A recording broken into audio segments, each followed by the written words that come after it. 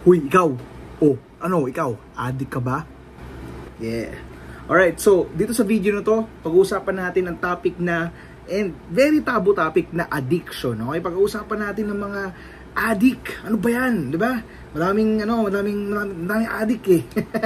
Kasi lahat tayo addict. Actually, sa totoo lang. Yun ang pag-uusapan natin ngayong araw. And yun nga, may mga kwento ko na dapat yung malaman tungkol dyan. Ganun nga.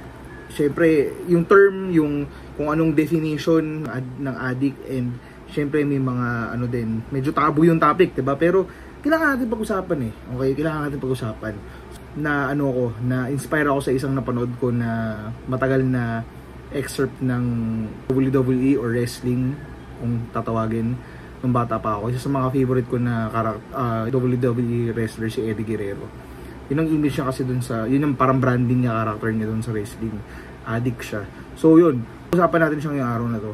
Ngayon, kung bago ka lang dito, ako nga pala si Eli Ramos, isang music artist, rapper, whatever, kung anong gusto niyo ako maging, ganun ako. So, like, subscribe, share the video kung trip nyo to, mga ganitong topic na makabuluhan, pero medyo may pagka-controversial na dating, pero hindi naman, you know, yung sakto lang. So, yun nga, yun. Pag-usapan natin yan. Okay, so, ano nga ba ang addiction? Okay, ano ang addict? Diba, addiction? So, by definition, muna ako dito sa computer ko, tingnan ko. Addiction, basahin ko sa inyo, origin niya, mid-16th century, denoting the state or condition of being dedicated or devoted to something. From Latin, addictio, from addicere, a sign. Okay? So, bale, yun nga, narinig niyo yung salita na dedicated or devoted. So, dedicated nila and devoted sila dun sa gawain na yun. Ngayon, fast forward dun sa modern times, yung word na addiction is nagkaroon ng addiction. So, it's like the fact or condition of being addicted to a particular substance, thing, or activity. So, yun, addiction is parang, kung sa 16th century, ang meaning is parang devoted ka dun sa bagay no, or dedicated ka. Dito, iba na. Automatic na lumalabas na meaning ng addiction is DRUGS. Yun ang connotation ng pagiging addict.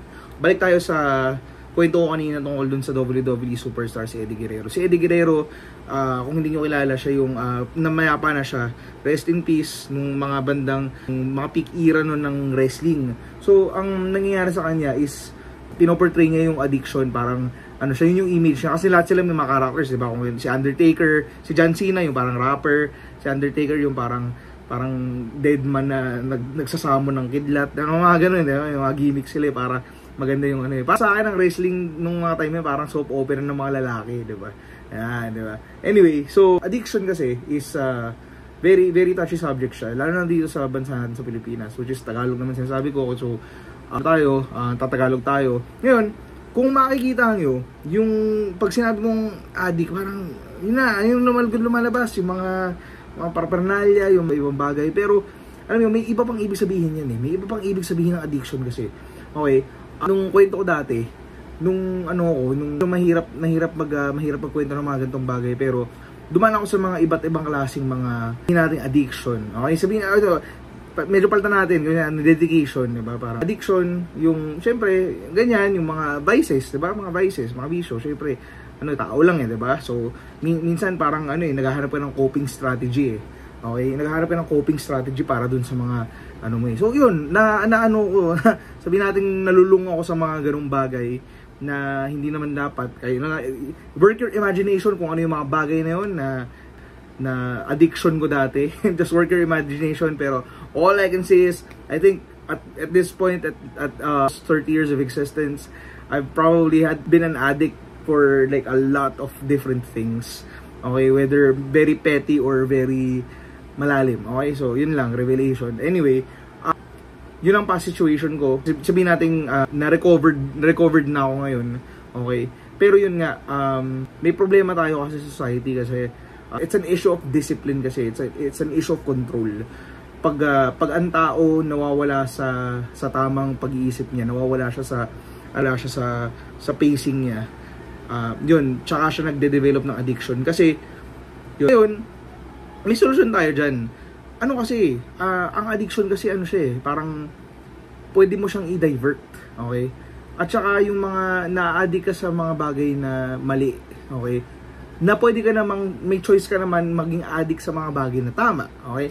So para dun sa mga mali na addiction na nag-sway sila, lumihis sila sa tamang landas, there's only second chances. And that is the mark of our civilization. Kasi nung mga panahon dati, like yung lumang panahon pa, mga medieval times, yung mga ganyan, dumadaan yan sa mga torture, under scrutiny ang mga may addiction. Kasi syempre, sila, parang seen as menaces, diba? Well, hindi ko ina-undermine, pero yun naman talaga kasi dahil may mga ginagawa silang karumal-dumal, diba? May mga times na ganun. Yun nga, pag may involved na substances, diba? Pero, there's a way kasi, para sa akin, na maging addicted ka in the right way. And that is to be addicted to success. So yun ang solusyon dun sa problema. You have to be addicted on the right things. You have to make the right things as a habit, kasi na-addict ka sa mga ibang bagay na nakakasama sa iyo.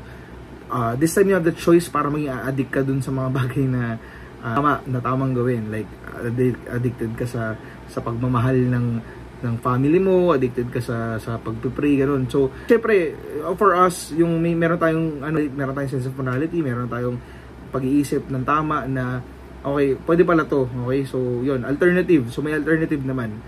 Bakit ko nakwento tungkol sa addiction? Kasi it's very personal to me. Addiction is something na a lot of people are struggling with. Yun, ayoko kasi mag-mention ng mga specific things na you can get addicted to na masama kasi lahat tayo may kanya-kanya lahat tayo talaga addict. Totoo lang, aminin naman natin no, hindi, we're addicted in some way or another, diba? And that is because the world isn't perfect. That's because we always long for something, you know. Ang longing for, ang insatiable desire ng tao is improve or either hindi mag-improve, or diba, pabayaan niya na lang yung sarili niya.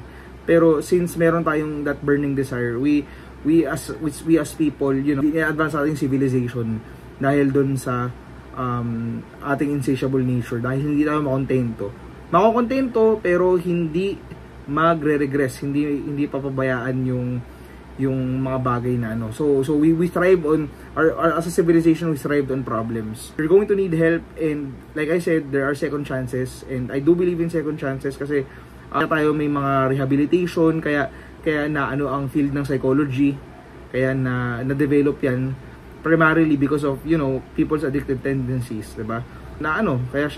Kaya meron tayong mga counselor, meron tayong mga psychologists, kasi hindi naman porkit ganyan ka for like 3 years, diba, delinquente ka, ganyan ka na lagi, hindi.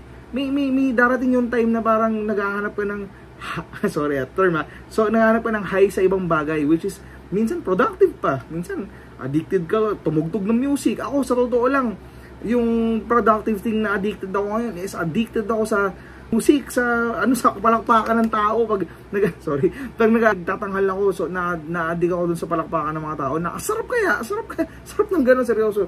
Dumadating na yung I'd like to end this conversation by hinihikayat ko kayo na salihan nyo ako at ma-addict tayo sa mga tamang bagay, sa mga tamang konsepto, sa mga bagay na makabuluhan. Yun, pwede tayo ma-addict sa ganun. At masasabi mo sa sarili mo na okay lang maging addict.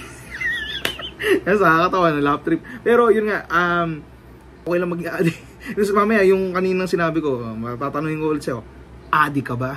Masasabi mo na sarili mo, oo, addict ako. Diba? Sige. So yun lang. Ako nga pala si Eli Ramos. Kung nagustuhan niyo yung video na to, like, share, subscribe, share the video. And ayun, masasabi ko, ako nga pala si Eli Ramos.